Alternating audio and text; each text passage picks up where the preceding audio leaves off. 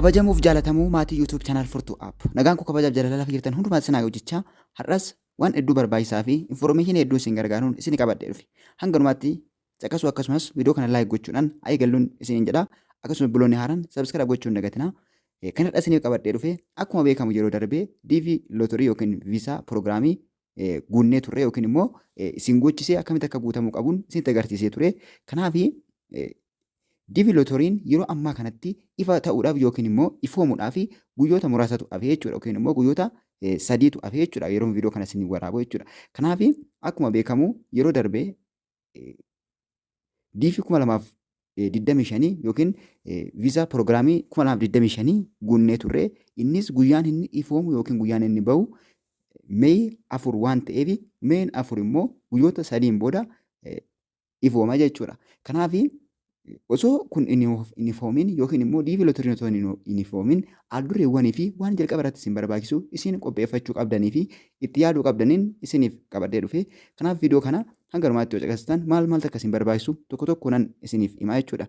Kanaaf jalqaba irratti wanti isin barbaachisu confirmation numberiin dirqama nu barbaachisa jechuudha. DV Lottery ilaaluudhaaf confirmation numberii nu barbaachisa. Confirmation numberii jechuun yeroo DV Lottery guunnu yookiin DV Lottery yeroo guunnutti waraqaa nuuf kennamu yookiin immoo waraqaa submission yookiin immoo confirmation ofirraa qabu kan ittiin ilaallu kan nuuf kennamu jechuudha yookiin immoo ragaa guutuu keenya agarsiisudha. Kanaaf waraqaa kana yoo screenshot godhattan yookiin print godhattanii harkaa qabaattan akkasumas immoo isin harkaa badee yoo jiraate dhaabbata isin gochise yoo ofii keessanii guuttan immoo karaa adda addaatiin argachuu dandeessu jechuudha. Namoonni confirmation numberiin isin jalaa badee akkataatti argattan barbaadanii karaa keessaa karaa telegiraamii akkasumas WhatsApp karaa wantoota garaagaraatiin dubbistanii isinitti agarsiisuu dandeenya yookiin immoo salphaatti argachuu dandeessuun isiniin jedha asumaanii. Kanaaf bakka itti guuttanii yookiin dhaabbata isin guuchiserraa akkasumas immoo ofii keessanii imeelii keessan fayyadamtanii argachuu dandeessu jechuudha. Inni lammaffaan otoo DV Lottery yookiin immoo Visa Lottery hin gahin wantoota qopheeffachuu qabnuu fi itti yaaduu qabnu keessaan lammaffaan paaspoortiidha. Paaspoortiin waan hedduu barbaachisaadha. Keessumaa biyya keenya Itoophiyaa keessatti paaspoortiin isa hedduu barbaachisaa fi waan baay'ee nu fayyada. Sababiin isaa dhaabbanni garaagaraa fakkeenyaa fi maallaqa adda addaa onlaayinii irraa hojjechuu yoo barbaanne akkasumas wantoota adda addaatii fi waan intarnaashinaal ta'eef kan nu barbaachisu paaspoortiidha. Paaspoortiin hedduu waan nu barbaachisuu fi paaspoortii baafachuudhaaf itti qophaa'uu qabna jechuudha. Paaspoortii baafachuudhaaf gaafa kaatanii inni jalqaba irratti isin barbaachisu waraqaa ragaa yookiin immoo birsidee saartifikeetidha.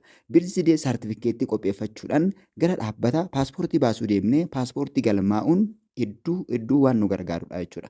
Sababiin isaa namoonni tokko tokko yeroo DV Lottery yookiin Visa yoo nu dhufe waan paaspoortii qabatee nu dhufuun itti fakkaata.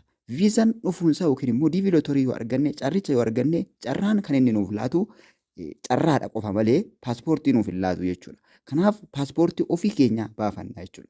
Yeroo ammaa kanatti paaspoortii ariifachiisaa yookiin yeroo dhiyootti bahu yookiin immoo kan dafee bahu maallaqa guddaa waan nu gaafatuuf humna keenyaa ol ta'ee nu illee nu cinquu danda'a jechuudha. Kana qofa osoo hin taane wantoonni garaagaraa intarviiyuu garaagaraa akkasumas dookumentii garaagaraa sirreessuu fi wantoota barbaachisaa ta'an qindeeffachuun edda DV nu dhufe yookiin immoo edda Visa Lottery arganneen booda baay'ee waan nu rakkisuuf dursinee wantoota dursan itti yaaduun nurra jiraata jechuudha. Kanaaf dabalataan osuma DV Lottery carraa isaa hin argatin iyyuu wantoota kana qabaachuun hedduu waan nu gargaaruuf kanaaf kana dursinee qopheeffachuun waan gaariidhaan isiniin jechuu barbaada. Kanaaf DV Lotteriin akkuma beekamu guyyoota sadiin booda ifa ni ta'a yookiin immoo ni ifooma. Namni kamiyyuu konfirmeeshinii nambarii keessan itti galfattanii ilaaluu dandeessu. Yeroo sanatti immoo viidiyoo isin barbaachisuu fi akkataatti DV Lottery ilaalta yookiin cheekii godhannu akkamitti akka cheekii godhannu yoo arganne ta'aati immoo akkamitti akka piroosesii itti aanu adeemsisnu yookiin immoo itti fufnu tokkoon tokkoon isaa viidiyoodhaan isiniif qabadhee dhufa.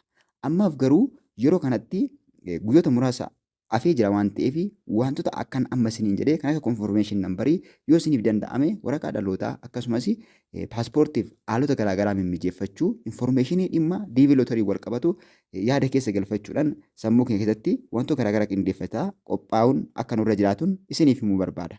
Kanaaf maatii YouTube channel Furtuu App yeroo yerootti viidiyoo isin barbaachisuu fi akkasumas gaafii isin koomentii irratti gaafattan haa xiqqaatu haa guddatu gaafii nama takkaallee osoo irra hin darbin viidiyoodhaan isiniif qabannee dhufna. Kanaaf Obboloonni gaafii garaa garaa gaafattanii yoom gadhiifamaa akkamii akkam goonee ilaallaa wantoota garaa garaa jechaa jirtan akkamitti akkasiin ilaaltan akkuma gadi dhiifameen yookiin sa'aatuma gadi dhiifame sanatti viidiyoon isinii qabadhee dhufa.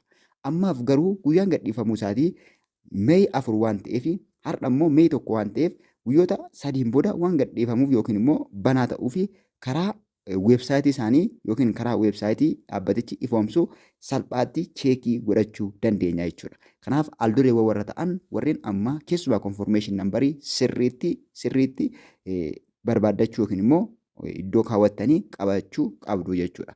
Yookiin immoo yoo isin jalaa banis wanta akka rakkoon qabaatan akkamitti akka argatanii fi maal gootanii akkasiin ilaallachuu qabdan salphaatti isiniif himnaa jechuudha.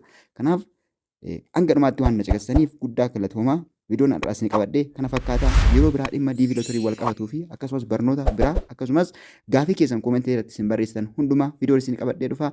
Guddaa galatoomaa laayik gochuu akkasumas sabskiraayib gochuu hin dagatinaa. Nagaan naa turaa yeroo biraa viidiyoo biraatiin walitti deebina. Nagaatti.